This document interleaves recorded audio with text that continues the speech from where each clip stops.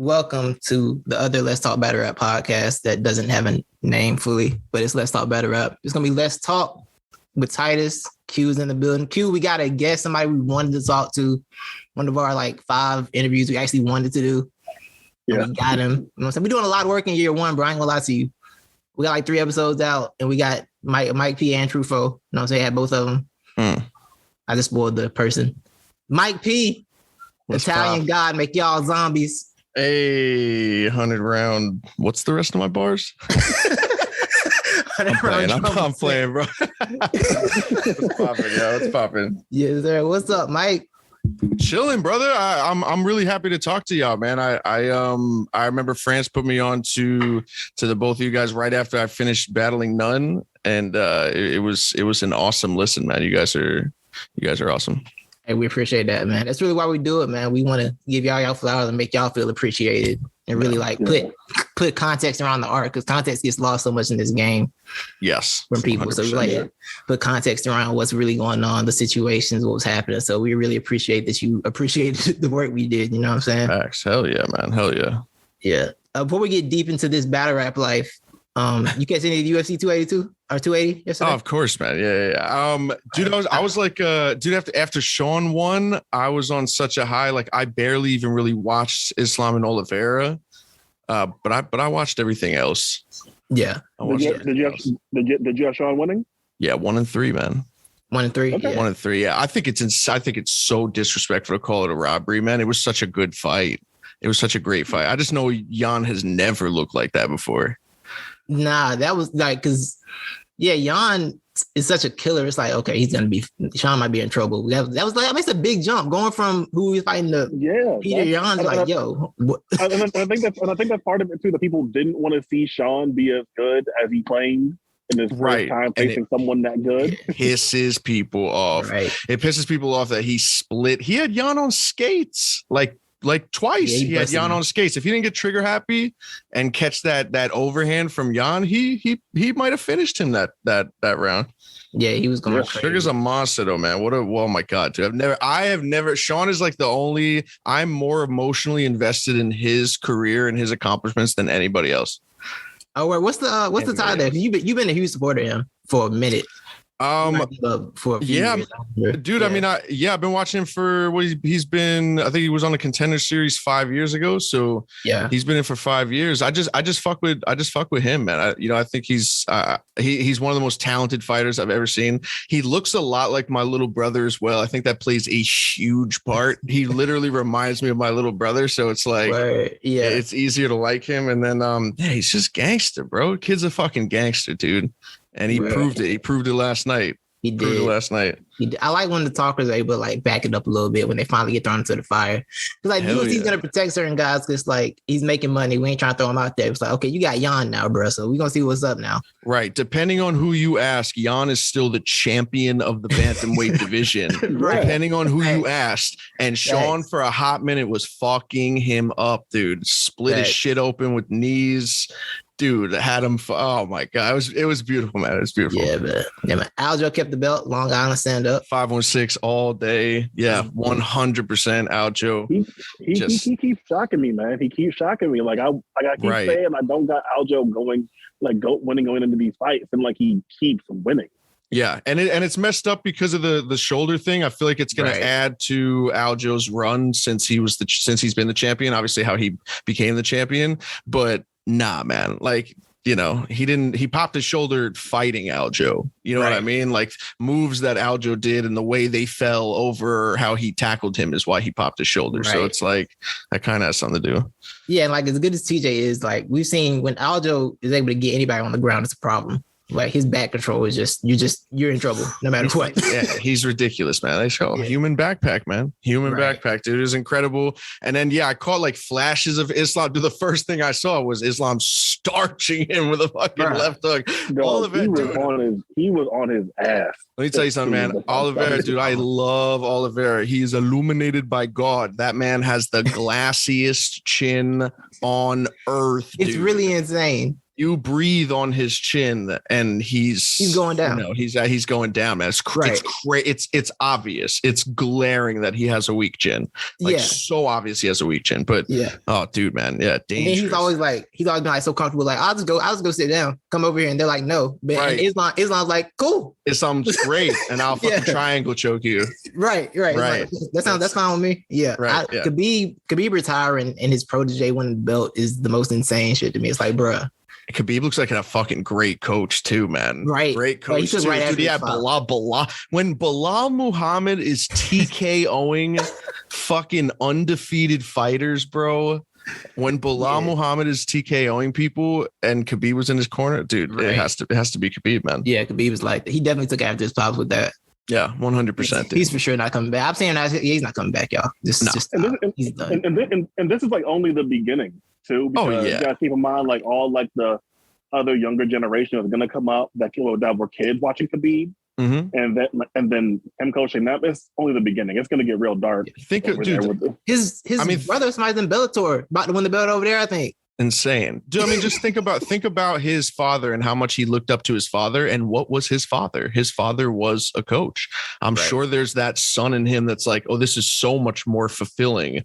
You know, when I was fighting for my father. Now I can be my father and do what he did to me with other fucking people. Yeah. I mean, I think it's incredible. No way he comes back. Nah. No way he comes back. Unless he's trying to catch these hands, bro. Jake Paul trying to... Yes, go on that route. Go on that route. Please don't. I'm so sad. I'm tired of seeing these guys. Please don't. Like I know, Anderson Silva over there. Like Anderson, please. Listen, man. Anderson doesn't dismantle him. Then there's something up, man. There's something. A supremely better fighter. Like obviously, don't even have to watch the fight. Right. Yeah. Like I need him to handle that. I can't do this Paul. Yeah, we can't do this Paul thing. But battle rap, man. Yeah.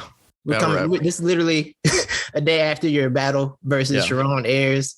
You got the 30. In my opinion, you got the 5 racks. You know what I'm saying? You finally were able to shut down the people that were like, oh, Charron can handle him. You just went out there and, show that it's levels in this rap shit. Right. Respectfully. Yeah. How'd you feel about the light work setting? Were you excited for that? Like when you saw, were you excited to get that battle in that setting? Yeah, very, man. Very. And not because it was at home. You know what I mean? It was really the first battle in years that I was able to drive to, was able to bring wifey to since the kid, you know what I mean? She hasn't been able to travel. So it was good to actually like get there. So location wise, I was excited for it. But yeah, the setting alone, man. Yeah. I mean, it's very nostalgic to grind time days, 60s and 90-second rounds. I also like the pressure concept of it. Like you cannot stop. Right. And I also just liked just the backdrop of the first card that they threw. I liked how it was all filmed with JB and the staff. And yeah, dude, the second they asked me about it, I was like, absolutely, which was about a week ago. So okay, yeah, that was fired. But now your performance in that was amazing. Thank you, man. What was the bar in the first round that you liked? Oh, there's something about a bat that gets me back into the swing of things. There's something about a bat that gets me back into the swing of things. Yeah, that was crazy. Oh man, yeah, I blacked out on him, man. Dude, and I feel like these last couple of years, man, it really has never been about the skill, dude. It's just the perception. It's just how people been looking at me and treating me as opposed to what I have been doing, So it's like this shit never left. And like one of the goals that I had was to really I thought that I could beat him. And I think I truly separated myself from Charron. Sharon's a fucking killer, dude. He's a legend. Right. He's a killer. You know what I'm saying? And I thought I showed levels. You definitely did. Thankfully, the good thing he did was that he did such a bad job with the Ashley angle that it's now dead. Finally, I think. I mean, dude, if any, hopefully. I mean, I can't imagine my next opponent seeing that and pretty much watching that cost him $5,000. You know what I'm saying? Right. Like, I'm sure if Charron just went at me and then another thing, it's like Shorty's there. You know what I mean? So now it's different when we're pulling up now. It's different if we're doing pull-ups and she's actually present in the building. It looks even, weirder. Right. What was that? Did he write that in the building or did he freestyle that? I think he wrote that in the building. There were people that said there's someone, I forget who went up to me and was like, oh, the craziest part is that he wrote that second, when he was here. Like, so it's like, I mean, shit, dude, I get it, right? It's like low hanging fruit. You only got 90 seconds. Let's see if I could steal it. And it just, you know, kind of blew up in his face a little bit. It did. I was happy to see the caffeine chat being like, this angle's played out now. I'm like, finally, you guys are here. Welcome to the party. Right. Right. Dude. Holy shit. It's crazy, man. Definitely. Yeah, something you said is like about the perception of just how people have been treating you. And before we started recording, me and Titus were talking about because he had watched You versus Real Sick last night, and he was talking about how great of a battle that was, and how it was such a great battle, but a lot of people wanted to pretend like Sick cleared you or something. Mm-hmm. And then it's funny now to look back on that and like the Lou Castro battles, where if they happened right now, people wouldn't treat it that way. They wouldn't treat it like Lou won or that Sick cleared you. Like they would treat it regular. Yeah, they'd have voted for me. Yeah, I mean, it's a crazy fucking. It's crazier for me as the artist to sit back and know that there are little things like that keep you from winning shit that you won, bro. You know, even if I had like debatables, I thought me and Lou was debatable. I don't think I did like enough in the third to put him away, but you know, that's like, a great battle, and like that's like what the second or third best battle on Gnome, I think. Right. And the only thing they'll say about it on my side is that it was a loss. And also the app, you know, you look at the 0 something and then you're like, okay, you lost that battle. It's like, well, no, I didn't. Not to the other people that were voting. Right. That's the interesting. How do you feel about the app and the votes? I hate it. I mean, here, I'll give you a perfect example of why I can never care about it, right? Yeah. Me and None drops. I'm like 0 and like 8 or 9 in my last like 9 battles on the app. Something ridiculous. Yeah. None, I was winning on the first day it was released. And then I was losing on the second day. And then I was winning on the third day. And then I was the loser on Wednesday, but I was the winner on Thursday, and I was the winner on Friday. And you know what else? It's like 350 something to 340 something. That's like 700 people. I can't fucking care about that. I can't care about 700 people voting when I know that there's a huge chance that it's tenfold the amount of people that actually watched. It's like it's hard to, you know what I mean? That's for the app. The app is for the app. You know, and the app people, and they could have their app conversations and their app wins and their app losses. But I'm not owing something. I'm not, you know what I mean? Like, I'm not those things. That's not what battle rap is. You know, it's always been opinion based, man. Everyone should have their formula as to who won and who didn't. But I mean, I'm okay with the app as far as like being on it. You know what I'm saying? I think there's benefits and changes compared to when the app wasn't there that for sure kind of even itself out from me being like 100% accessible. But yeah, I mean, it's the pedestal that they put those records on, those wins-loss records on it. That bothers me. Yeah, especially now, because I talked about it before that certain people get flack for having debatables, and I feel like you and Kid Chaos are the two people that if you have a debatable, you're just going to lose, apparently. And then, not to like bash on him or anything or keep bringing them up, but like I said, like None and what Nun's done in the last 2 years, and because they decided that they like None or that Nun's cool to them, that None can have nothing but debatable battles. And None wins his battles, or None went really hard in that battle. So his thing, but like you or Chaos don't really get that. Yeah, and people take offense. They think I hate when I say things like that. Like when me and None was going back and forth, that was one of like the pop shit things I said, where I was like, "Hey man, you're only popping because they fuck with you right now." But there is a truth in that. There's a truth. There's a pick and choose that communities do, that people do. It's just like fucking WWF, where someone goes from the hero to the fucking villain, and you just got to hate him for this time, and then he gets his fucking rise back, and then you start loving him again. Like, that is just how it is, and there's nobody else that could tell you about that than fucking me, because I've literally been through it for the last 2 years. Like, hey, hands up.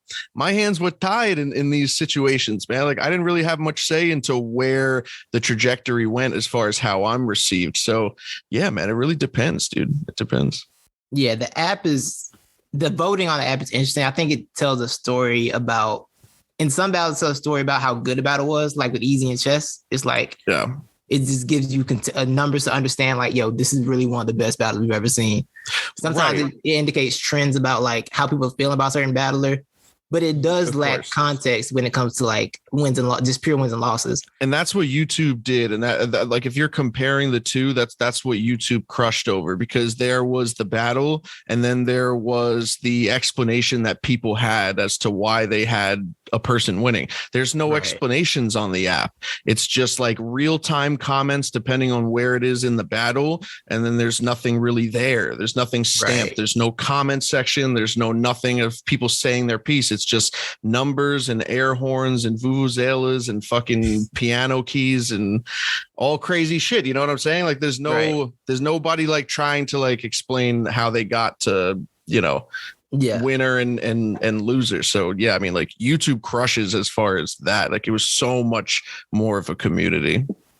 How do you speaking of the last 2 years now and like just what you've had to fight through, like how have you felt? Like not to like give you some time, like make you feel like you have to like be like, oh, like it's been so hard for me and this and that, but like like what's it just been like, kind of like knowing what you've achieved? And like I know that like a lot of time you choose to go about the more humble approach, like let your work speak for itself. But like you're someone that's touched Urban Plaza before, and Rockton had one of the best performances of that night. You faced legends and beat legends. You've had clear wins. You've had classic battles. But for some reason, again, when the culture decides something, all of that work, all of the moments, all of the classes go out the window. So how has that been the last 2 years? Fighting everything since UM2? I mean, dude, it really depended on the day, man. There were times where I did not want to battle anymore. And then there were times where I was still confident in myself and I was like, I haven't lost it. I'm still this person. And then, you know, it's so preparing for a battle is mentally taxing. Preparing for a battle where everybody thinks you're going to lose is mentally taxing. Preparing for a battle where everyone wants you to lose and also don't like you anymore and are constantly talking about you and all that shit. Like, of course it is very hard to push through, but like I said, after the Nun battle, like I'm a fucking dog. Like I don't care about who's a body language expert, dude. I'm up there every single battle since the tournament, not giving a fuck about what my opponent's saying, giving it my all. I think I was a little like, I don't know. I feel like it showed in Sick and Castro and Top and Geechee, the kind of like fuck you attitude that I had in the last couple of years, where I kind of like rapped like I had a middle finger to stick somewhere or like to somebody. But I mean, I don't know, dude. I like after the Chilla battle, I knew things were going to turn around. You just keep performing, bro. You just keep performing. And then out of nowhere, everybody forgets why they fucking hated you. And then like, look at this shit. There's like what I've been looking at for the last like 48 hours. It's like, it's wild to me. And then there's like a part of me that almost wants to reject it because it's like, well, where the fuck was, you know what I'm saying? Like what if I did that in the heat of like post UM2? What if I did that round a year and a half ago, like right after the bill collector battle or right after Geechee beat me? Would y'all have fucking, you know what I'm saying? Like, would you have loved it the way, you know what I mean? Like, you know what I'm saying? And that just goes back to like, but you know, obviously I can't, you know, I can't complain now. It was rough. And then it wasn't, Moody. Like, it was just, there were days where I was completely okay. And then there were days where I questioned, you know, why I'm even doing this in the first place. But that's human shit, dude. Right. That makes me think about, how do you, like, people always tag you emotional, right? Yeah. And it's just because you're open about like how you feel about situations. Yeah, you're able to be a person in public. Which I think yeah. But I actually called Mike something that like never came out that I wrote. I was like, Mike is like probably the most human battler that I think I've ever seen. Like, I guess like Oops is there, but like, people talk about Mike being emotional, like he just acts like a person. I think that for some reason, like you have to do like the rodeo clown thing and be super promo heavy and funny and engaging 24/7, which you can be, but then like you're also very vulnerable about like how you're feeling, and if things disappointed you, or like I might get banned if I say this, hurt your feelings, like you have no fine saying that things. Like so I feel like you've always been the most human battler to me in a genre or entertainment medium where people don't really present their whole human selves. Yeah, I mean, a lot of people are taught to hide that. You know, like fake it till you make it. Like the entertainment business is exactly that. It's just entertainment. So you're just a piece on a platform that has to do a certain act. And then you keep doing that act and acting like the person that you're acting like off the fucking stage until you like get to where it is. But like, hell no, bro. Like I never gave a fuck. I never gave a fuck about any of that shit. Like, yeah, I mean, I'm emotional in all the ways that make me a grown man. Like emotional in all the ways that make me a man. So it's like emotional is the right word, but the context that they put it in is completely wrong. Yeah, completely wrong. And I think like the irony too of like me not speaking to you and then you being like having emotional comments towards me, emotionally negative comments towards me, and emotionally vile like harassment to like people in my family, like you're being emotional. Like I'm actually just sitting here. I'm not doing anything. You know what I mean? Like I'm just kind of being me. So yeah, emotional for sure. But all the ways that make me fucking grown. Yeah. Like as somebody who's spent time in therapy, I have a therapist still. I'm open about that. Like learning how to express your feelings and be honest about it is a step in being a person. It's part of it because nobody really likes the person in like your intimate relationships. Nobody wants to be somebody that doesn't express anything. They just don't. Like nobody wants somebody that's gonna keep everything inside. This is not. It's inauthentic. You're hiding too much. You're keeping too much in. The business is gonna blow up anyway. Listen, man, that almost killed me.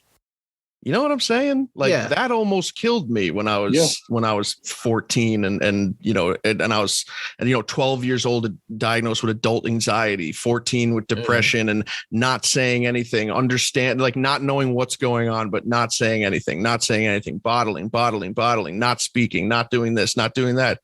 I was fucking 19 doing like a junkie. I was like a junkie doing fucking, snorting oxys and popping ecstasy and doing fucking coke and slamming drinks and burning cigarettes out on my hands and cutting my wrist because I wasn't being a human and I wasn't expressing. You think I'm not going to fucking be a person like in the comfort of my own home on my own stream doing my own job, but I'm not supposed to do it because you're watching me? What am I supposed? I'm supposed to pretend that I'm not a person because it's like, oh no, you guys are watching. The cameras are on. Let's not show my. You know what I'm saying? Like, yeah. And I've also just been like, I don't know, man. I'm just like, I'm connected to people, man. Like, I'm very emotional when it comes to people too. Like, I'm the type that sees a fucking, a news article where something sad happens and I'll fucking shed a tear. You know what I mean? Like, I'm like that too. But then I'll also punch you in the face. You know what I'm saying? Like, it's a human. Where I'm a fucking. Like I'm explaining a human, like, you know what I'm saying? I know it's shocking to the entertainment business because they'll tell you not to do that for sure. But I've gotten where I am being myself and not being afraid to show it. So when I tell people that I've never been embarrassed, I have truly never been embarrassed. It's very hard to embarrass me. I'm an open fucking book. I'm an open book. I have no problem, saying certain things or dealing with certain things, Right. I want to give you your flowers for something too about like we talked about mental health and everything that you went through in that aspect. Like, me and Titus are both like people that are very open about like our own mental health stuff. Mm-hmm. So we always appreciated you and the perspective and like sharing your experiences with that. It's something that meant a lot to me, and I'm sure meant a lot to Titus. For sure. Is that third round versus Shotgun Shug that that meant a lot to us. And like I remember being like personally like offended and upset when like I would like watch the Champion of the Year panel from that year and like the way they talked about it and like it really upset me and things like that. So like I just wanted to say like just thank you for even doing that. And I know you're the only person, like I said, Oops has like talked about his mental health and has done his work in regards to that. But specifically like your approach to like being suicidal and everything like that was like meant a lot to both of us that are here right now for sure. Yeah. No, and I mean, it's incredible to hear that. And that is more important than, whether I win a battle or lose a battle. It's messages like that. And things like that fucking matter, man. They matter. Like to not feel like alone and hear things. It's good to hear things that are relatable. You know what I mean? Whether it's positive or negative. And yeah, I mean, like, yeah, I'll always spread messages like that. I'll always for sure. Yeah, like we never we never liked the rounds where people try to use that against you and make it a white privilege thing. It didn't make sense. We're like, I know, I hate and you're in a spot where you can't really argue against it because of yeah, and I hated that. I hated how they did that, man. I hated how people made it like a white thing and people acted like I was doing like a pity party, kind of thing. And it really wasn't that at all. It was a what's your life? What's your life like? Let me tell you. I like to inform you what my life is like. So how is that? How am I wrong for that? You're battling shotgun shoot. It was quite literally, you don't know who I am. Let me tell you who I am. So it's like your slogan's kind of invalid. Yeah. Right. Yeah. So we all definitely appreciate that and always value that. I hate it when guys use it against you. It didn't make sense. Like, no, we're not. That doesn't make sense to me. But okay, guys. All right, battle rap. All right. Right. All right, battle rap. Like, stop it. Yeah, exactly. You got any? What's your plans for this year? You got any more plans in terms of battles? Or are you kind of chilling? Yeah, I have a couple more battles this year. I have Knox in a few weeks on iBattle. Yeah, which is that's going to be a very special battle for me because he's from Long Island. He's like 18 years old. He's a fucking little kid from Long Island that is trying to be trying to make it to the top, dude. I fuck with Knox too, man, heavy. So obviously because I'm doing the battle. And I said, me and Lex talked about it, I think last year, if he had a certain grade in his, I remember that. Yeah.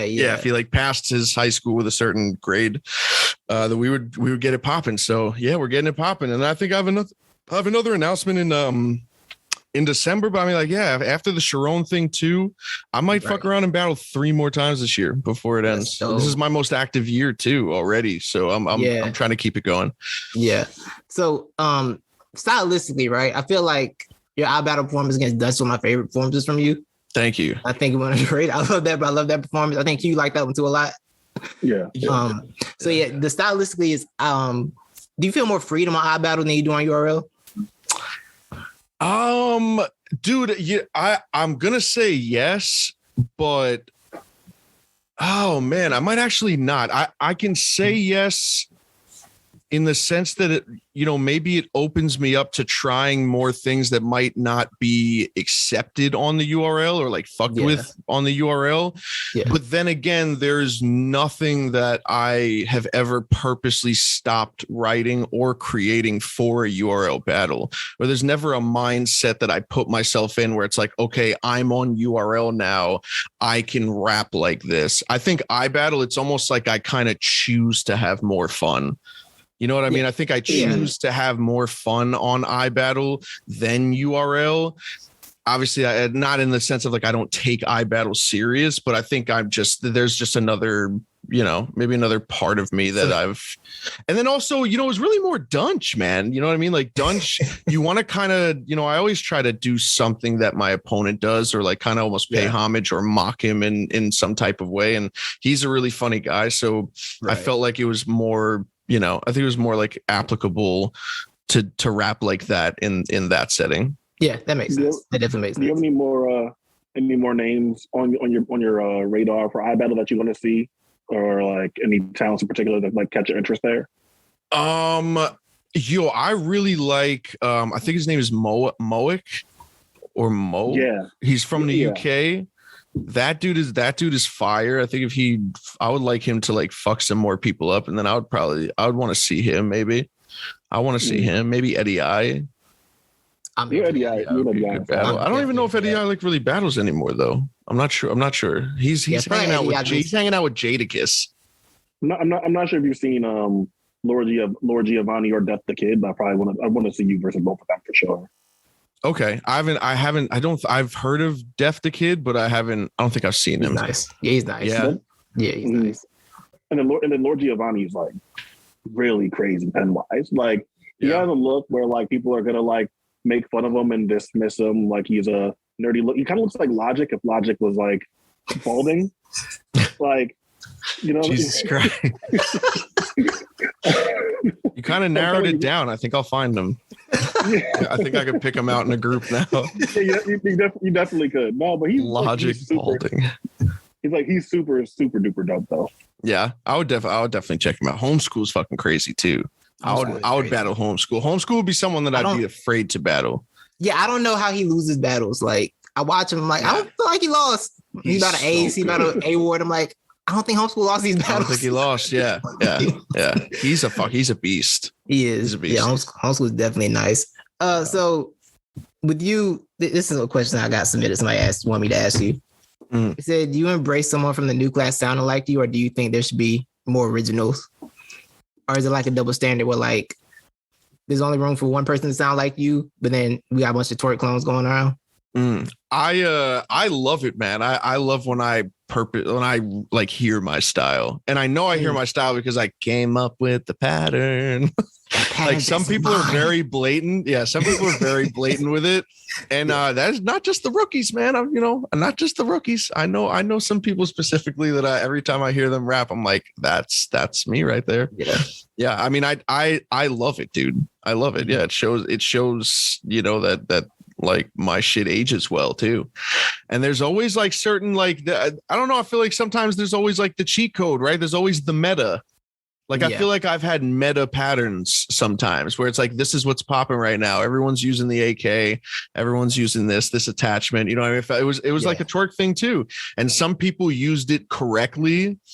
And then some people like just flat out fucking, copied it. I think. Yeah. For some people, it was like baby's first flow pattern. Right. Exactly. Yeah.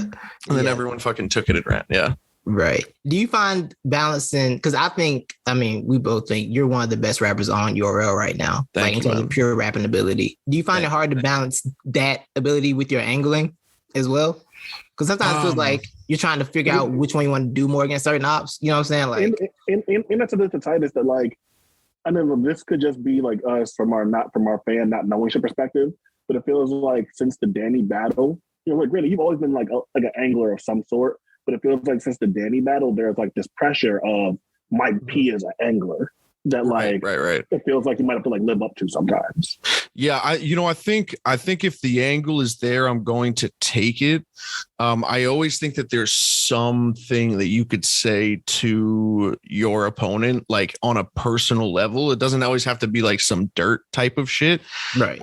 I personally don't really feel like any pressure, but yeah, I mean, angles is really, it depends on the opponent. It depends on who it is. And then I obviously have patterns. First round, I tend to throw the kitchen sink. I'm very like haymaker punch oriented. Right. Second round lately has been like my talk to him thing. And the third round, I usually like kind of almost copy the first, just like, and that's my own habits that I've like caught myself doing. So I try to switch it up sometimes. But yeah, man, it really depends on the opponent more. It depends on the opponent more. I always like to talent show my shit. I love like being the rapper and tripling down on things and being able to show just how good I am at rapping, like raw. But if the angle is there, yeah, I'm taking it. Angles are high risk, high reward, and I love. It's always a good turnout. It's always a good turnout when you do some shit that people have never seen before. Facts. Speaking of that, I want to ask, not to keep going, but it was funny how the Danny battle became kind of like the thing used to justify like all the other bullshit said against you. Right. Well, and like, just like, how did you feel about the kind of like cognitive dissonance and like kind of like selective listening to be like, hey, like Mike P's trying to diss Danny's wife, and that means that this is happening when like you listen to the show we did, we literally went through your whole round and said, where's the this at? Right. It is fascinating. It's fascinating. Being an entertainer is really weird, man. Like, you would be surprised how many things you have no fucking control over, where something can happen right in front of everyone's face. They can read it, they can watch it, and they will fucking speak on it as if it did not happen. It's insane. Yeah, I mean, it's fascinating. It truly is. The amount of times where I look at people and I'm like, it's karma for what? Trying to help? Like, and that's like, hey, man, I don't know if you should be doing, like, you know what I'm saying? And right. Another thing is like people are like, oh, he shouldn't have went at, like, I was going off of what Danny said in the hollow battle in the beginning. I say the whole round is like, this is what you told us, and this is what I think is going on. They started off with, it's funny, it's like and I'm battling you up the Hollow of the Dawn. It might be fate, like right. I'm like, wow, you know, yeah. Dude, I'm fuck, man. Like, what? It's hard to even speak English, dude. When you try to wrap your head around how they do me, man. But look at where the fuck I've gotten, dude. Can you imagine if they'd let me run? Can you imagine if people would let me fucking go and would get behind me and fuck with me, and I wouldn't get trolled by crowds that I'm supposed to entertain, and people fucking get up, Craig, and like fucking trolling me, the groups of people that I'm supposed to perform. Like, can you imagine if people really rallied behind me? I don't need no more skill. I don't need no more ability to fucking, you know, promote and do, you know what I mean? I think I'm one of the most like balanced battlers and one of the most like definition of a battle rapper, man. Like I'm one of the purest forms of fucking battle rap, dude. And like, look at where I've gotten through all the bullshit, all the blatant bias and, you know, hard to climb, got to work 2 times harder to get certain spots. And like, look at where I am, man. I'm better off than a lot of fucking battlers, man. Yeah, that's a great perspective to have, for sure. And like you put in the work, right? Like the work is there. Oh my Lord. Yeah. Like the work is there. There aren't too many battles I can point to from you that are just like, I didn't like that battle. It was a bad battle. I feel like it's very consistent with three good rounds, 3 solid rounds, no matter who it is. I do feel like you get random bursts of ridiculous creativity, which leads me to, how'd you come up with that with the time round? Because I'm watching it and I'm like, yo, what? Where did you get this from? Yeah, real story. Like after they aired it the second time, I'm on the phone with Titus. They're both like, yo, I hate this nigga, man. Where did this I hate him. It's like, yo, why did he randomly become the best writer in the world? Right, dude. What the fuck was that? Dude, 130. Just the start of the fuck. Just me saying 130 is all I need. I started the round with no idea of the time concept. No, nothing. Yeah. I started the round with 130 is all I need. Like a 30 ball is all I need. And I went to like do the rest of the rhyme. And then I was like 130. Okay. I was like, okay, there's 130 in the clock. And then I went, holy shit. Wait a minute. Yeah. Let me see what I can do. I have a really good internal clock. And it shows up in how fucking short all of my rounds are, because my rounds are usually the exact contracted time that they fucking do. So I'm like very on point with that and my internal clock. And yeah, I just like, I don't know, dude. I just started doing it. And then by the time I got to 112, I was like, oh, this is going to be fucking insane. This is going to be insane. And I really didn't have much time to do it. We had like 8 or 9 days prep. So by the time I got it, I got the ball rolling fast, and it just, it grew into a fucking monster, man. A monster. But it's insane because a lot of people, and I've seen the question, like the big question was, how did he do the time thing? And not to make my shit less special, but that was the easiest part. Like matching the numbers as I rapped was the easiest part. Controlling my breath and making sure that I hit every single second, and with 101 to be purposely off, just so I could say like it's off a second and yada, yada, yada. Right. I was hitting those numbers blind. I would give my girl the stopwatch at 1:30, and I said, the second I start rapping, hit the start button and just look at the time. And I was nailing every number. I was nailing every number blind. Wow. So the hardest part was making the numbers into something, not just firing off numbers, making doubles and metaphors and, you know what I'm saying, schemes and punches, or like something that sets up a punch is number related. Like that was the fucking hardest part. Making it so if you weren't even looking and you didn't know that I was doing it, it's a fire fucking round. if you didn't even know I was doing the numbers. So I tried to make it special twice. I wanted to make a fire round and then also sync the times. That was the toughest part, making it a fire round by itself and not just like doing the numbers. Yeah, that makes sense. Yeah. You about to say? Yeah, I was gonna say it's like, and what you were saying, like what you're saying is like, not feel like you're forcing the number concept either. I think a good thing about you is like when you write is that it doesn't feel like you're running a concept into the ground or making it super obvious. So you kind of let the viewer and the consumer like pick up on it themselves. Right. So by the time you get to like versatility 101, I was like, oh wait, hold on a second here. And like even then, it's not like a major line. That's more of a transition, I believe. Setup, yeah, and just like, a setup. Yeah, and like that was still when people realized what you were doing in that room for that transition line, they were going crazy for it. And I think that's because you let the like work in the round speak for itself a lot of the time. Yeah. That's one of your best attributes. That's one of my favorite things about you. You kind of ruined other writers for me. Like you saying standard for writers, it's like when you did the parallel thing and you only said the word parallel one time. Right. I was like, yo, why y'all make y'all stuff so obvious? Yeah. Like you just used the hand motion, which described it the whole time. It kind of was like, yo, that was one of the peaks of writing for me. I'm like, yo, that's crazy because you don't have. It's like so much in battle rap. It's like, oh, they have to make it so obvious for us. You really don't. No, you don't. That all the time. You don't. Yeah. You can just make your concept and go. Right. We'll catch up. Yeah, and I think that's been that's the evolution of battle rap. I feel like it was so much. There were so many more similes.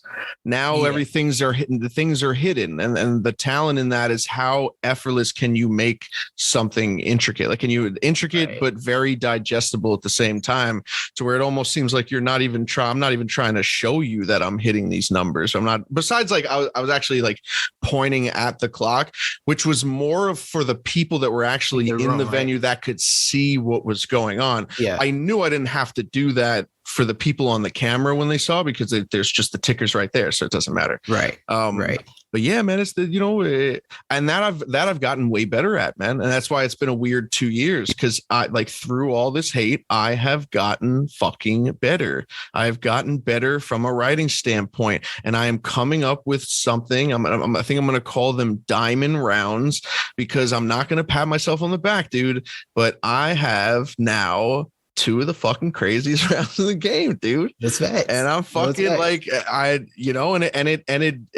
came from pressure. It came from pressure. It didn't come with, everybody behind me. And I'm this popular guy that just, I came up from the fucking, from the ashes of Geechee Gotti's mulch in his front yard, where he buried me under the roses, the blue roses. Yeah. And I fucking pulled it off, dude. I pulled it off. And then it's like, I kind of just get to walk away, man. All right, what's next? Yeah. So are you done doing games at other people's houses? Are you done with that phase of your career? No. There's something about wanting to do what nobody thinks you're going to do. There's something about that, man. It's enticing. I'm a fly to Lite. Sometimes it's a fucking bug zapper, but like if you say some wild shit that sounds like a disadvantage, to me it sounds like a miracle. Right. That I could perform. Battle Tay-Rock in Maryland. And like that's when I was like, "Hey, hold on." I would have a Summer Madness on my belt, dude. I would have a Summer Madness under my belt if they didn't give me a more difficult option. And I turned down Irving Plaza Summer Madness 7 for a way fucking tougher battle. Yeah, and I mean, and like Cortez was on his run, but like on a stage, you would have beat Cortez. It probably would have. Yeah, I mean, the run that I was about to go on, for sure, man, for sure. And they wanted me back so fast, dude. Yeah, it would have been a crazy one for sure. But yeah, dude, I just take the tougher ones. All right. So if Briz comes back and you battle him as a main event in North Carolina, I'm gonna be pissed, Mike. I'm just telling you right now. See, that's the thing, bro. Like people say, like, "Yo, would you take Briz first?" And I say no, but I know me. If they call you, if they fucking called me right now and said Briz is coming back, do you want to? They could literally call me and go, "Hey, we're feeding someone to Briz Rothstein. Would you like to get murdered in cold blood on Briz Rock? Yeah, like no, we think this will really hurt your stock and really help Briz get a climb back up. Like I would stop them. I would stop them mid-sentence and go, sign me up, bucko. God, I got the 1-2. They don't know, man. Well, at least we know. At least the thing about being a Mike P fan is like you have to like just accept that. Like going to battle, like that I'm a fucking idiot. Yeah, except that I'm stupid as fuck. Right. Yeah. That's basically, dude. Hey, that's just Mike. That's just Mike. Like, Guy's gonna do it. Do you know how mad I am that you still took that YK battle? Oh my God. You know how mad I am, dude? You know how mad I am, dude? I fucking knew. Yeah, man. I've made some, I understood it at the time though, because YK was being mad annoying and people was really saying you were ducking YK and you just wanted to get it over with. I understood it at the time. Right. And then it's like this is when I thought the internet meant something. Everybody on the internet would tell me to battle him. I battled him, and it's the lowest viewed battle. Nobody wanted to see it. No. Nobody wanted to fucking see it. And they all thought you were gonna get cooked, and then you won and everyone got quiet. And then I won. They're like, oh, okay, we'll move on. Wait, he didn't lose? All right. Let's just not say that he won. Yeah. And like personally, like for me, that's like my favorite performance from you. I think that's like most complete 3 rounds. And I'm like, no one talks about it. It's because you battled fucking YK. And I'm like, oh my God. Yeah. And then we also battled like soon as people got to the venue. There were like 7 people in the venue and 3 were ring card girls. Like there was nobody in there. You did a 1/3 YouTube battle. Yeah. Because they transitioned y'all to the pay-per-view after the first the dirtiest, bro. Your face is what made me laugh. You're like, y'all ready? Eddie talks to the 15 people over there. I was like, Adam, John, you ready? Cynthia, are you okay over there? Okay. Light guy. All right. It's time to is YK even here? Like, fuck. Yeah. So decisions, man. Yeah, I've made some bad ones. You have, but you really give me like the fighter mentality, like an MMA fighter who's like the guys who always show up on 2 weeks' notice. Yeah, you know what I'm saying? Win or lose, they're gonna be there, and the UFC likes them because they're gonna show up and they're gonna pay them. Right, but then he like also has severe CTE. Yeah. Yeah, and that's why he's fighting like a 22-year-old Bang Muay Thai fighter that's like 28-0, and I'm 43 on the fucking verse. You're not going out in Don Cerrone, bro. Honestly, Mike being like a constantly concussed MMA fighter is like the best analogy I think. I'm the fucking Tony Ferguson of the URL, dude, for real. Swear to God. But so you were in the middle of the transition you battled in the COVID era as well. Do you like that COVID setting, or do you like the big stage setting more? I like the big stage, man. The big stage just hugs you. It's such an embracing feeling. It's actually insane. You would think it would do the complete opposite, but like, yeah, bigger room, man. Even like I said, human as fuck. Like I try to humanize battle rap as much as possible. Like just a line of people outside a venue will make me feel better than walking into a small room with fucking, you know what I'm saying, 20 people there. Yeah. Big room all the time. Yeah, for sure. Yeah, I'm one of the people that really likes big stage battles. I'm like, yo, like, do y'all know how dope it is to be in a crowd of like 1,000 people and watch somebody rock that? Right. That's a different level. It's a different skill. It requires a different skill set. Yeah. It just does. I like seeing who can ascend in that level as opposed to who can just be a good rapper. Like you're on URL. I'm assuming you can rap. Right. Like the bare minimum requirement, I would hope. Shout out to Anderson Burris. It's like the bare minimum is being able to rap. So like I would hope you can do that. I want to see what you can do when it's 1,000 people there and see how you can maneuver that, handle that situation. Right. Yeah. So there's a big difference between the big room and the small room as far as what you're supposed to do. Right. What you about to say, Q? I was gonna ask, so I'm only asking this because it's someone is like that was a classmate of yours, but what have you had any thoughts on the AB and URL situation and like things like that? And if there's anything from like your perspective of someone that's like probably gone through a lot of the same frustrations AB has gone through, if not more of those frustrations. So do you have any thoughts or perspective that you can share on that? Yeah, man. When it comes to news like that involve like personal things. I can only go so far into it because I really just don't know at the end of the day, like between them.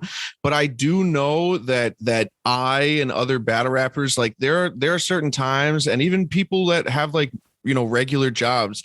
There have been so many times where I've been so mad at the job that I work at, and the only person that knows that is me.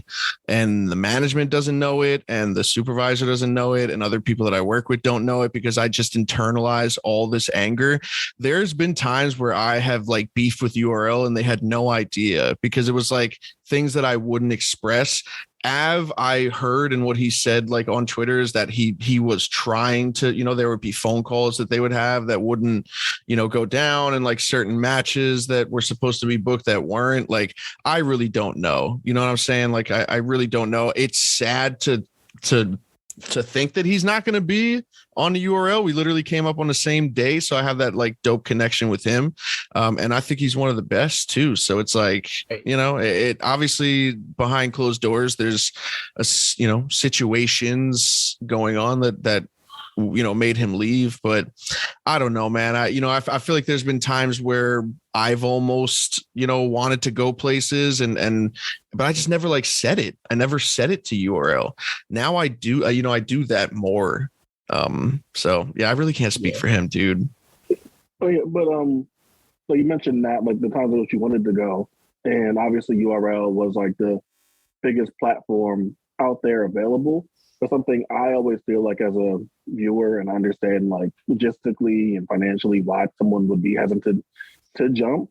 Mm-hmm. But when I look at the big Ks and the Ill Wills or the Snake Eyes, the Mac Myron, guys that like have been able to succeed off of the platform, off of the brand, I always wonder why more people don't bet on themselves and take that jump, even if it's just for a year or whatever, to raise their stock up, see what JC did, and eventually come back. So if you don't mind me asking, what did stop you those times to keep you on URL and keep pushing?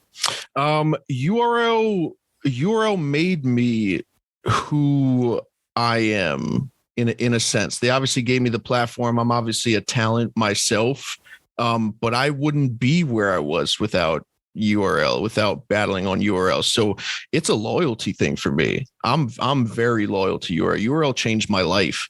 RB did not change my life. King of the Dot didn't change my life. Like whatever other major league you might have looked of, when I was back then, Guerrilla Warfare or something like that, like they didn't change my life. You know what I'm saying? Like URL did. So there's a certain loyalty that I have with them. And it has never been, there's never been bad blood between us. There's been certain times where I expressed frustrations, or a stretch of 8 or 9 months where I didn't have a battle because I wanted a battle and they couldn't get it to me, and I was pissed about it or something like that. But other than that, I mean, there's no reason to. I'm on the biggest league in the world, and I know some people roll their eyes when I say that, but it's the fucking truth, dude. Like I'm not gonna get, why would I leave? Why would I ever not want to, when I'm ready to rap, when I am ready to rap, why would I ever think about anywhere else? I obviously do iBattle. It's like a home league I look at. And, when things work out and it's like, okay, I'm not booked for this card on URL for a couple months or this or that, like, let's do something on iBattle, show love there, battle people there. But yeah, URL changed my life, dude. URL Caffeine, like it's a merger that I would never want to walk away from. That's so you're but you're also someone that, like, whether people view you this way or not, you are someone that is in that upper tier, the upper mid tier, top tier, whatever you want to call it. Like, you're someone that gets like those calls constantly. You talked about like being like someone that did want to battle a lot, so you did turn battles before, but but it's not like you're not getting calls. So what about from the perspective of someone that's maybe not as established and as popular as you are, or not in demand as you are? Someone that say I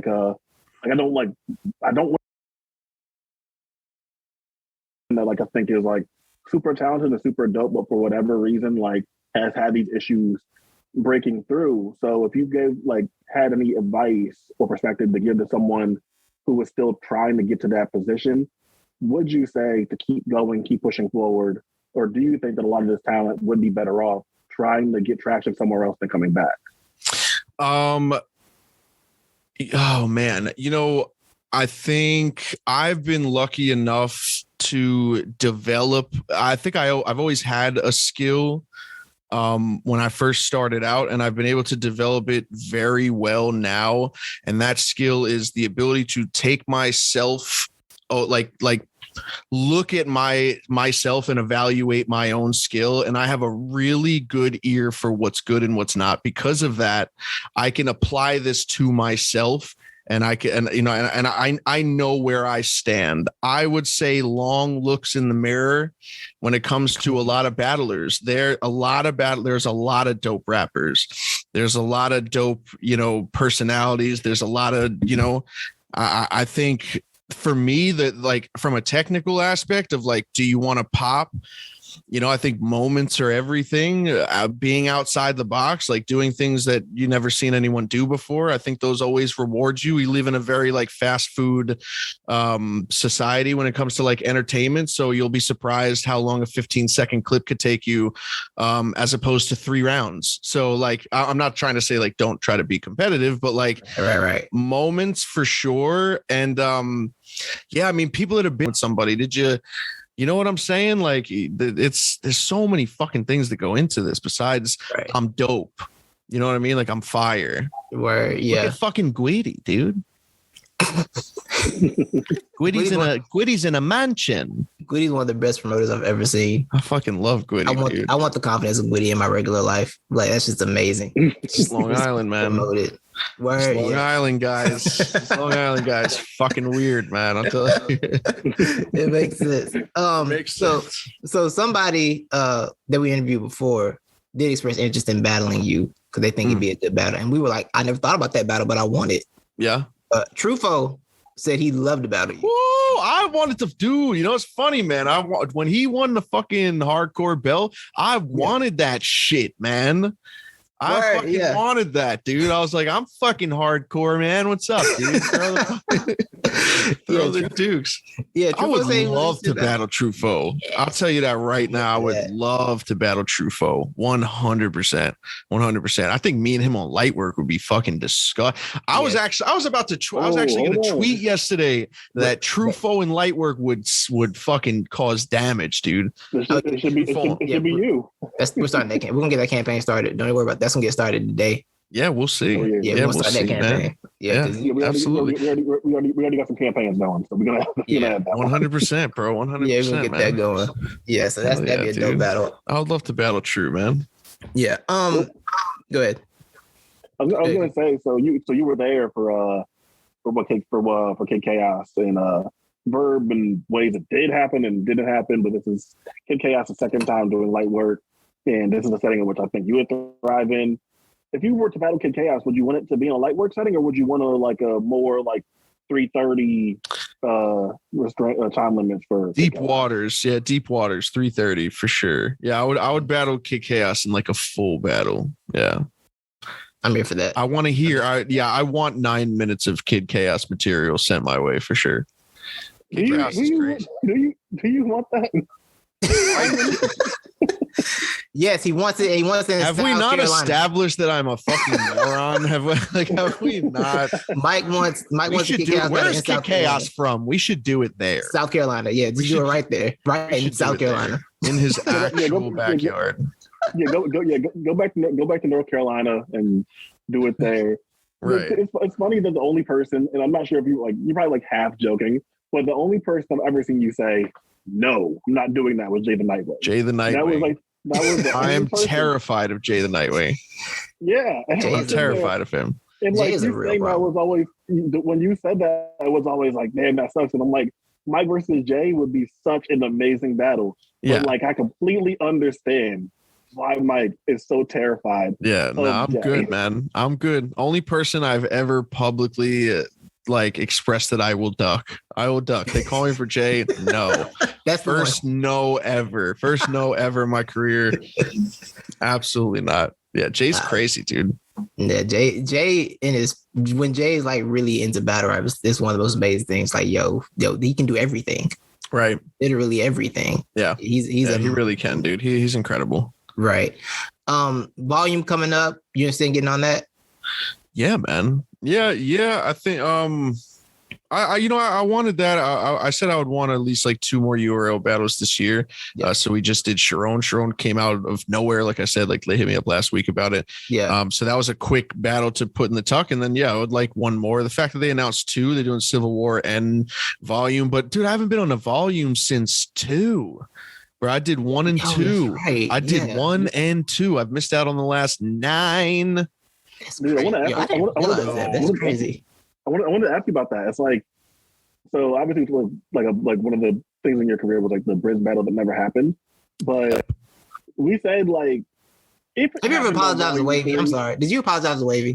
Yeah, you shouldn't have sent. You said sorry to him. Arrangement or something. Like, come on. Like that is directly your fault for what happened to Mr. Wavy. Oh, for Mr. Wavy. Yeah, have you apologized to him? Have you said sorry? Never. That is your fault. Never, man. Never. Yeah, that was really bad. Yeah. It was obviously my fault. Like clearly. Yeah. But do you feel like you dodged a bullet? Like with not with the Briz battle, but like that particular day, that particular event, with like how that room was going, and like the Notorious, a bunch of gas and everything that was going on there. Do you feel like you kind of, because like as Mike P fans, we know Mike P doesn't show up with a big entourage. Mike P isn't like in a big battle rap. Mike P doesn't show up with anybody. So like just me in a Nature Valley bar, stuffed in my back pocket. Sorry. So I think Mike P kind of dodged a bullet that day, honestly. Yeah, I mean, I feel like I'm either getting shot or like dodging bullets. Nah, man, because it wouldn't have been the material that he had for me. You know what I mean? It's hard to say. It's hard to say that. It's like when people are like, "Oh man, if the clips from the Rex battle shows up," it's like, well, it wouldn't, because it's not Rex, and it's not, you know what I'm saying? You never know what version of us is going to come out until it comes out. So nah, man, I was ready. Yeah, I would have been ready for Briz, but yeah, unfortunately that didn't go down, man. That's a fucked part of my career that I wish didn't happen. But yeah, any battle where there's an hour face off on a roof and it doesn't happen makes me sad. Yeah, man. Especially one that was like 5 years in the making. It was it was crazy. But shout out to Briz, man. I remember my question. It came back. Nice. Finally. Yeah. Nice. It took 10 minutes, but nice. I got it back. What you talked about pressure and motivate you in writing these diamond rounds. What is it, the opponent that motivates you, gets your pen moving, or is it like something internal that really gets you to that level? Dude, I thought there's a little bit of luck. There's a little bit of luck involved with coming up with certain things, and sometimes it's a perfect storm. Yeah, I mean, it really doesn't. I mean, you don't think of something until it pops into your head, and then when it does, it's hard to really pinpoint where it came from. There is a certain mode that I have to put myself in when I rap, and every second of the day I'm this robot that's constantly thinking of words and doubles out of every word and every sentence. Everything I look at, I'll look around and try to find bars with my fucking eyes. Like it's always like a constant thing. So like, yeah, really just it depends on just what I come up with, bro. But I always trust myself. I always trust that I will like make the right decisions, and then sometimes crazy shit happens. And like I said, dude, 8 days I had no time to even think about it fell into my hands. Right. And 100% I was thinking, this is something new, this is a new concept, it's only 90 seconds. So for sure that was kind of floating in my head, and I'm sure that's what really had that idea come out of nowhere. But yeah, man, dude, it's luck, man.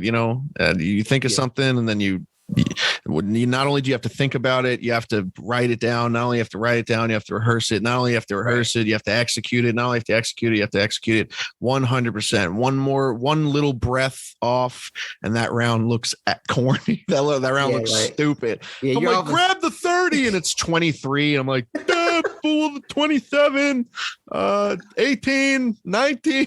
Like, you know what I'm saying? It would have looked fucking crazy if you know what I mean? But dude, that's what it's about, dude. Right. What it's about. Just fucking go for it. I think one of the craziest things I remember you saying, like after the Danny battle, I think you were on Black Compass and you were like, yeah, I had writer's block. It's like, huh? Yeah. I had, do you know why I had writer's block? I had writer's block because in the third round, and this is all fucking true. I threw it out recently, but I still had the uniform. I was going to be an FBI. I was going to dress up as the FBI federal bar investigator. And I was going to, in the third round, I was going to pick apart every whack bar that I was naming from Danny was going to be a charge. It was going to be a charge. Like I was indicting him. Like I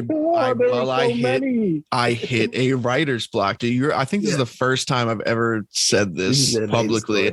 Yeah. The third round was supposed to be a FBI agent, a federal bar investigator. And I was arresting Danny Myers for being garbage. Literally arresting him for being trash, and every list of the charge was a bar that he had said. But it was quite literally, I was running out of time, and I was so like, I didn't want to watch a bunch of Danny Myers battles, and I didn't know all the bad bars off the top of my head or the crazy stuff. Man, we could help with that. We knew you back then, man. We had you. And I hit a crazy writer's block, and because I hit the writer's block, I said, let me watch Danny's last battle. Danny's last battle was Hollow the Dawn. Heard the fucking first round and went, oh my God. All right. I think I could do something with this. And then, So it might have been a good thing that you didn't know this thing, because we would have definitely pointed to Danny versus Chess, in which Danny has an implied like cum shooting competition with Chess, like about like his mom gave him head because he came the furthest.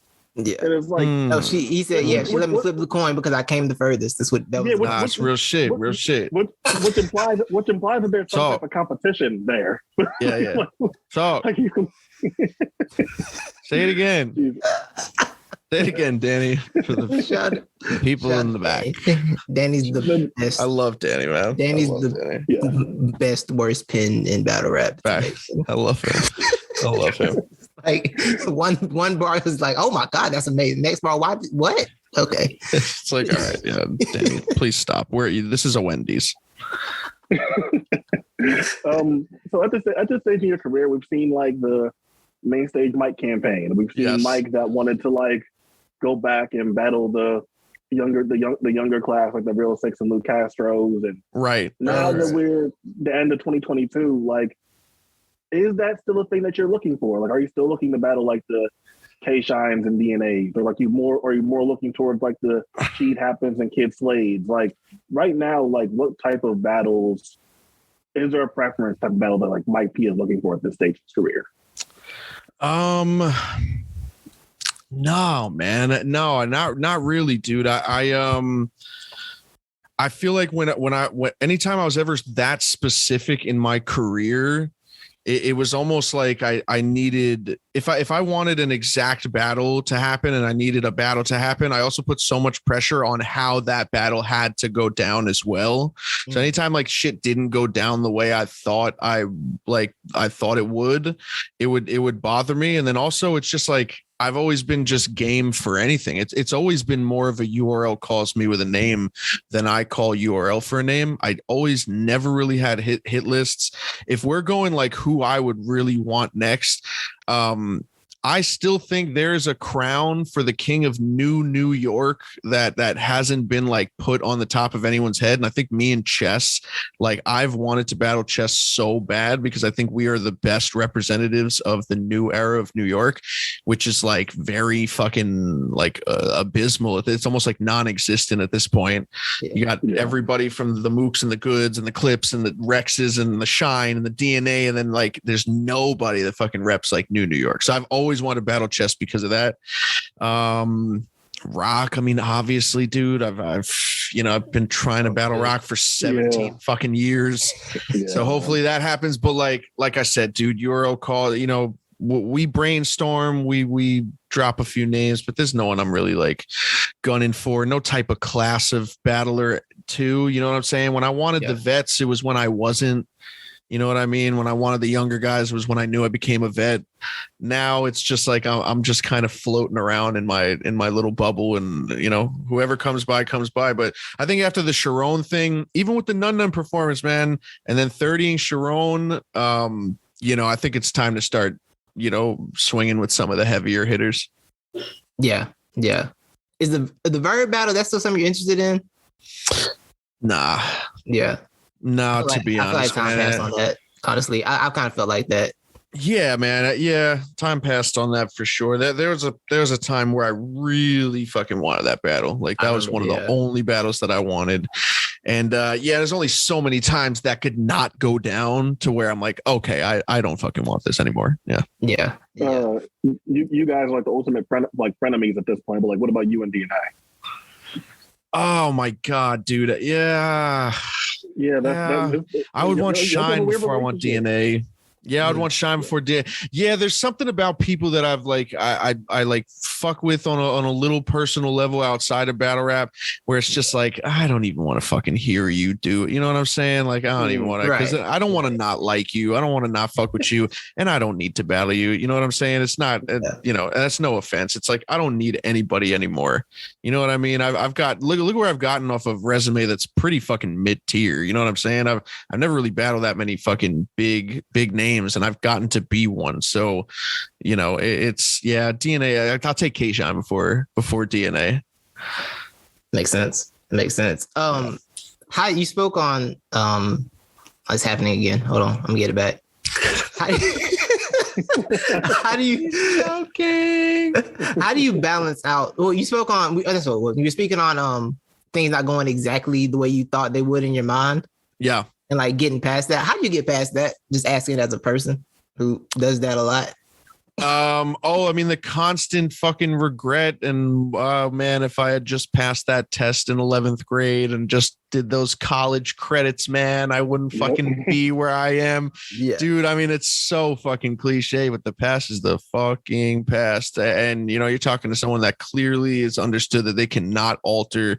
There is a lot of shit out of your control. You know, you could just put your best fucking foot forward. If it doesn't work, you still got feet. You still got feet. You keep walking. It's the same thing with my mental health, man. When I wake up and I could wake up and look at the place I live in and appreciate that and love the life I have and the people around me and all this shit. And then I could wake up the next day and be like, I'm a fucking failure. I'm this, I'm that, I'm this and that. Like, as long as you understand, it's just like bullshit. It's just, you know, it's a part of you that, like, for me, I feel like, having depression almost kind of makes me like move forward and deal with shit. You know what I'm saying? Like, it always kind of makes me like push through things. It taught me to push through things. You know, anxiety taught me to prepare for things, right? I don't think I would be prepared in certain situations if I didn't have, you know, the things that I look at as, you know, as cons for so long. So, you know, it's just the understanding of the assignment, right? Like, I mean, I heard it from the top G himself, dude. You know, when you wake up in the morning, you have things to do, and you shouldn't let your emotions play a part in what you should do as a man, as a person, as a father, as a entertainer, as a rapper. If I, you know what I'm saying? I wouldn't be rapping if I was, you know, if I couldn't push through things. I would have stopped, and then I'd be sitting here fucking twiddling my fingers, you know, making my life worse if I actually like listened to that bullshit. How much has your family life helped? Like, you know, with your mental health and having them around, and like, you know, once you like have that sort of different family life, it's not just you anymore, and people around you being married, the kids, or how has that been like helpful for you with your mental health? I mean, it's been very. I mean, the birth of my daughter like truly gave me confirmed like purpose in life. You know what I'm saying? Like, when my daughter was born, it was like, okay, now this could definitely be the reason why I'm here. And this is what I do all of this for. And this is why I get up in the morning. And this is why I work. You know what I'm saying? Like purpose fucking complete, you know, having my daughter and then even my stepdaughters and Ashley and then just a family that I didn't know I needed. You know what I'm saying? A family that I didn't know I needed. And for sure it helps. And you know, when you're with somebody or you have a family, you see people that get into dark places that you've been in before. And, you know, I always say to Ashley, we always say to each other, you know, when you're 70%, you know, when you're 30%, I'll be your 70%. You know what I'm saying? So it's like when I wake up and I have a bad day, I'm not alone. And I have somebody to help if they can. And if they're defeated, it almost like takes you out of your bad feeling because you need to, you know, help somebody else. So I mean, family helped, you know, tremendously, man. But, you know, I know that that's also not the same situation for a lot of people. And by myself, I learned for sure how to deal with my biggest problems, like my biggest problems with anxiety and depression. Like it's by yourself where you truly fucking, you know, figure it out. Yeah, I'm somebody who, when I get in those spaces, I'll really just neglect everything except for the things that I know are an escape. It's like any responsibilities. I'm just like, I just don't feel like it today. And like, I look at it like you're getting a cold, man. When I know, when I wake up and I'm depressed, I will out loud go, here we go again. Almost like guilt tripping my own conscience to be like, you better fucking snap out of this right now, because I know how you fucking feeling. You know what the best comfort I give myself when I'm having an anxiety attack and my heart is pounding and I feel like my heart's gonna explode or I'm gonna have a stroke and I'm thinking about dying and all this shit. I will go in the bathroom. I will look at myself in the mirror and go, "What the fuck is wrong with you, man?" I will force a smile out of myself and go, "You're a fucking idiot, dude. You're not dying, you're high," or it's like you're, you know what I'm saying? Or like, you're good, bro. Snap the fuck out of it. When I start to cave in, my posture gets fucking horrible because my chest is tight. I will stretch my fucking paws. You know what I'm saying? Like, pull my fucking shoulders back, pull myself back, because I know that's not me. I know that's just that fucking thing that's been, you know, trying to bring me down and trying to make me sad. Depression, I've always marked. Depression is not the feeling of being sad. Depression is something in you convincing yourself that you don't deserve to be happy. It's not that you're sad. It's that you're convincing yourself that you're not supposed to be happy. And I have one of the worst negative, you know, it's like internal, you know, that self-hate fucking talk, man. Like I beat myself up all the time, but I will certainly like fight back. You know, it makes me sound crazy, but like, you feel like you got fucking two people, you know what I'm saying? Yeah, like there'll be times where I'm like, God, you dumb motherfucker, you piece of shit, you stupid, this, that, and this. You're fucking, look at you. You don't even look the same. You're this, you're that, you're this, or that. And then there's another time I'm like, hey, get away from me. Don't talk to me like that. Me? The fuck are you doing, man? Right. You know what I'm saying? That's the real feeling of like that balance of knowing how to get yourself out of it, but then like also loving yourself enough to when you actually wins for a little bit, not being mad at yourself for losing. Right. I find myself there a lot. Well, I'm like, bruh, you put all this work in to not be like that. Why are you letting it get to you? Yeah. And then being down on yourself for being down on yourself. It's just, you know. Yeah. And I've said this to myself before, man. Like there's never been a loss in my life, you know, as an entertainer or a person that has not benefited me more than my greatest victories, because of what I've been able to identify with the anxiety and depression and what I know I have to turn these thoughts into. And I know I have to take the negative and I have to benefit from it. I have to do something, take some type of fucking good out of it. Yeah. How do you balance being a entertainer and performer with that?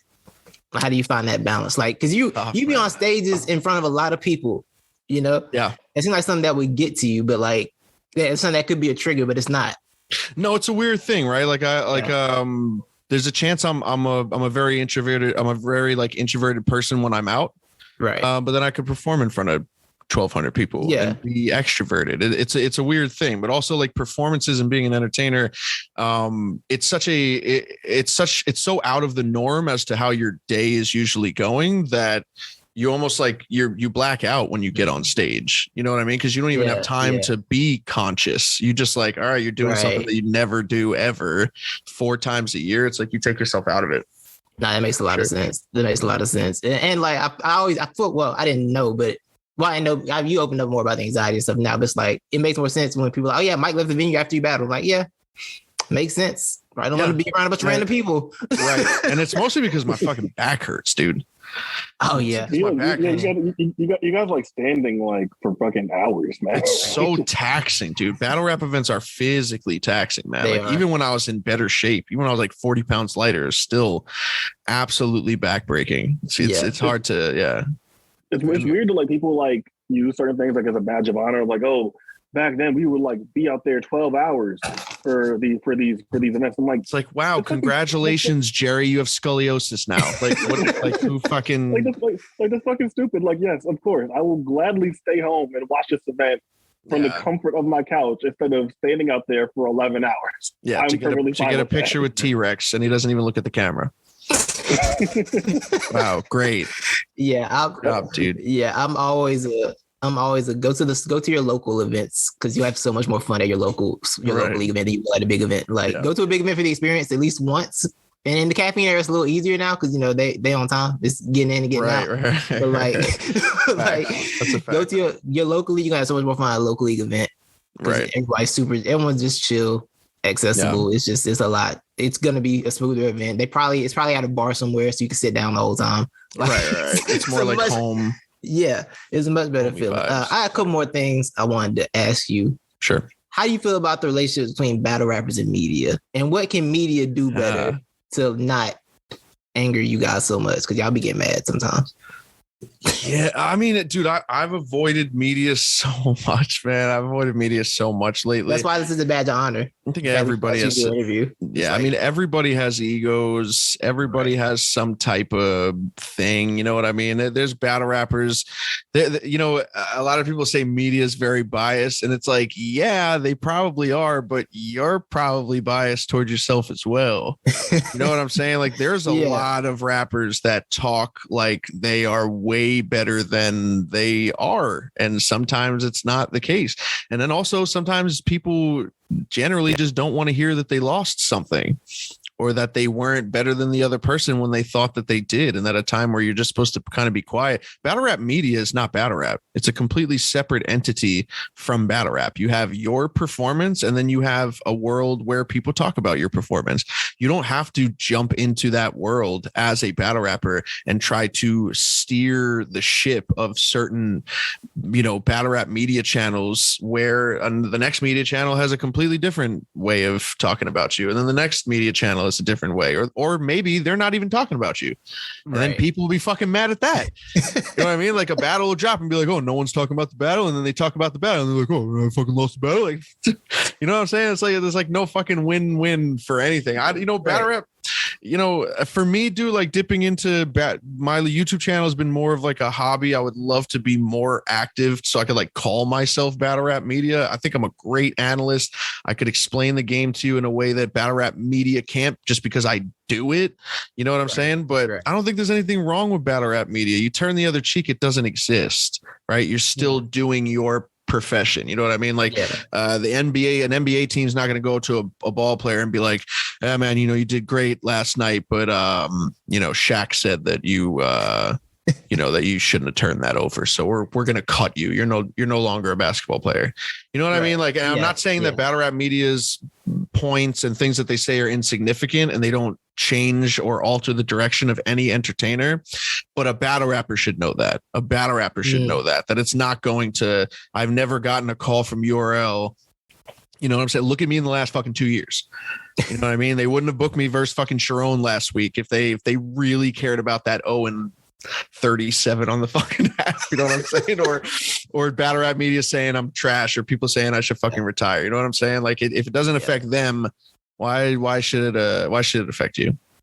No, that's real. And I felt like, for me, I think it's a lot of it's discernment. Like, as my media, where they'll be like, you see a battle, be upset, like, oh, the media didn't like this. Like, you watch 2 YouTube pages that no one really pays attention to, and you let them make you this mad when another platform gave you all this love over here. And I think that's not just a battle rap. That's like a society thing where, like, one negative comment can just throw everything off in a sea of positivity. You know, somebody sees one negative and they're just done. They're like, oh, everyone hates me. It's like, no, that was one person. It's like fucking Where's Waldo? It's like fucking Where's Waldo? Like, we're not even people just like him right there. Dude, I caught myself doing that yesterday. I'm skimming through like 9,000 compliments and I'm weirded out. I'm like, where is someone calling me a fucking bitch? Like, how is, like, what the hell? I'm just scrolling past all the love and all the fucking support. I'm like, where is the guy? There has to be a fucking guy somewhere that says this shit is garbage. Like, what the fuck? I'm not fucking used to it, dude. Yeah. That's a weird part. I feel like that's a personality. I feel it depends on the person. I am that person, sadly. And I will force myself to respond to the fucking love. Like, you know what I'm saying? Like, why highlight something that's just that one fucking person?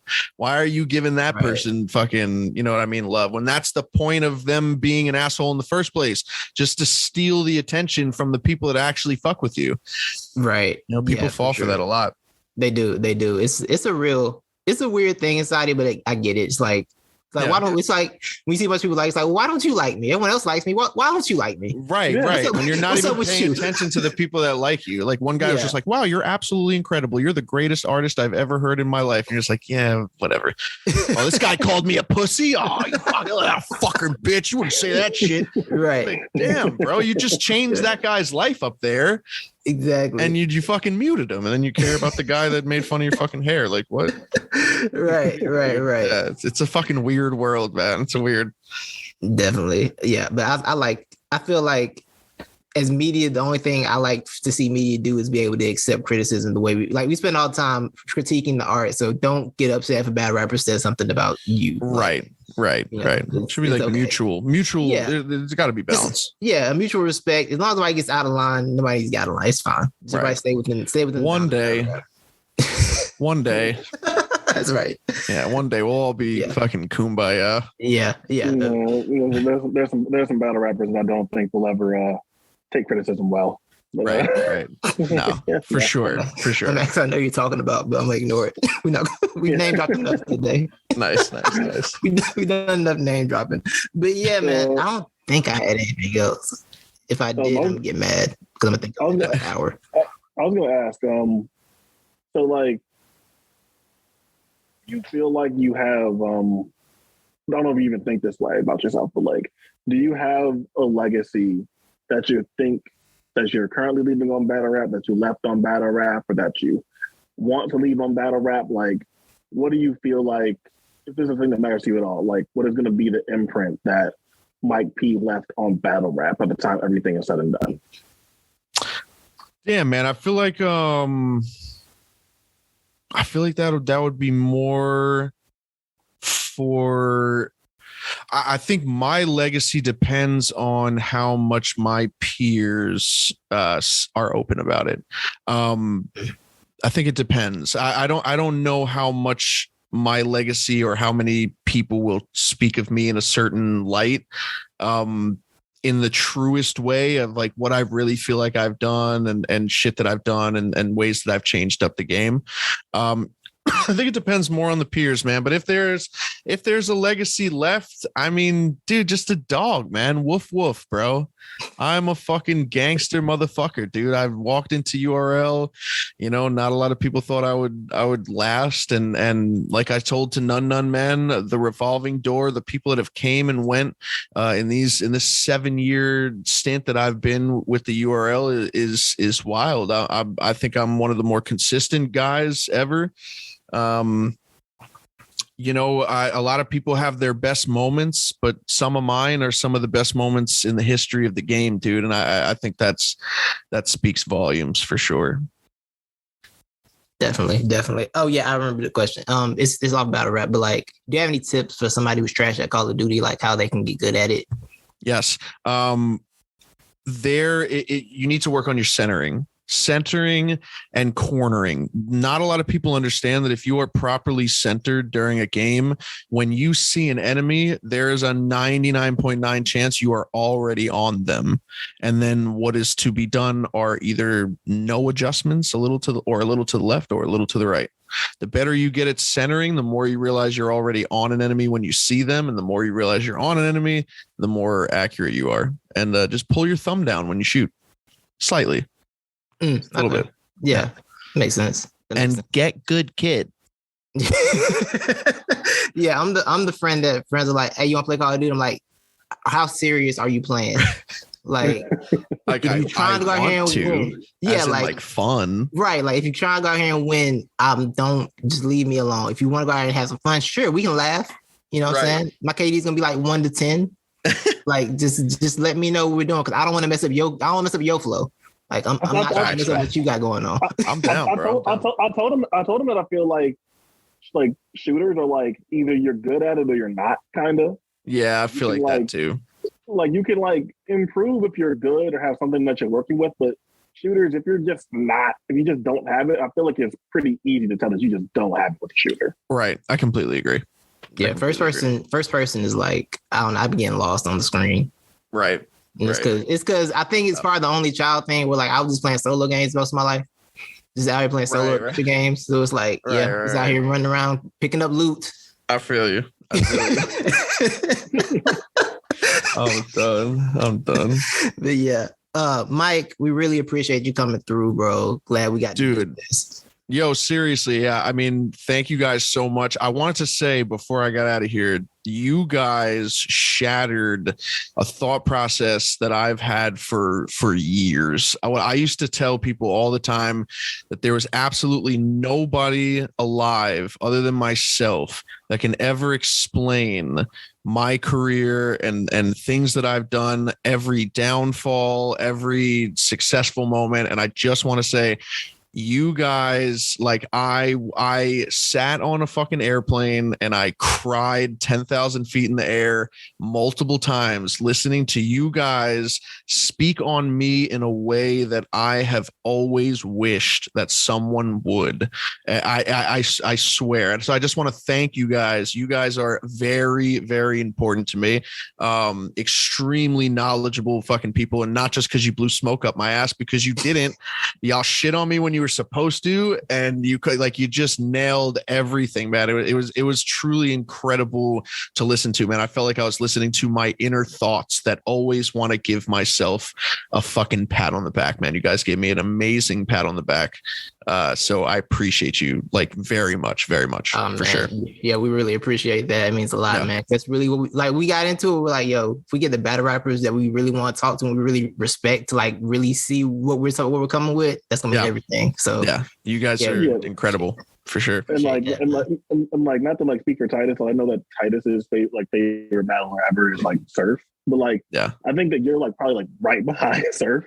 Yeah, that's crazy. And then for me, like I said, like my like for a long time, my all-time guy was Hollow, and like again, it like EK and B Dot said it, and like you kind of downplayed it, but like I saw a lot of like Hollow in you, and like I gravitated towards you and like your skill set. So then like it was very natural to become a big Mike P fan. Like just to get like. I think your catalog is fucking ridiculous. Like even hidden gems, like the fucking Chef Trez battle that no one even remembers or talks about, but it's like is an incredible battle. Right. But no one even talks about it. And like I said, like I feel like you bring a human aspect of battle rap that is super important. So for me, for like my favorite battle rapper to like come on here when I know he doesn't fuck with media. But I know he does. He's like at least in the last several years, doesn't really use social media like that. Yeah, like that means the world to me, man, for real. Nah, for sure, man. I felt I owed this to you guys, and I wanted to speak to you guys for sure. I made sure I waited till the whole podcast was over before I spilled my fucking guts out. Hey, you guys are fucking awesome, man. I definitely look forward to doing this again. And then anytime y'all need anything, man, you let me know. For sure, Mike. Appreciate that. We'll share numbers and Oh yeah, you got numbers. You can warn us. You can just start a group chat. You can warn us like, yay, I'm battling Jay in Seattle next week. Just facts. Let you know. Gonna be in a group chat, guys. I just got this amazing offer. Gonna battle T-Rex literally on a street corner in Harlem. I said, bro, easy in a trap house. It's lit, bro. Let's go. Thanks.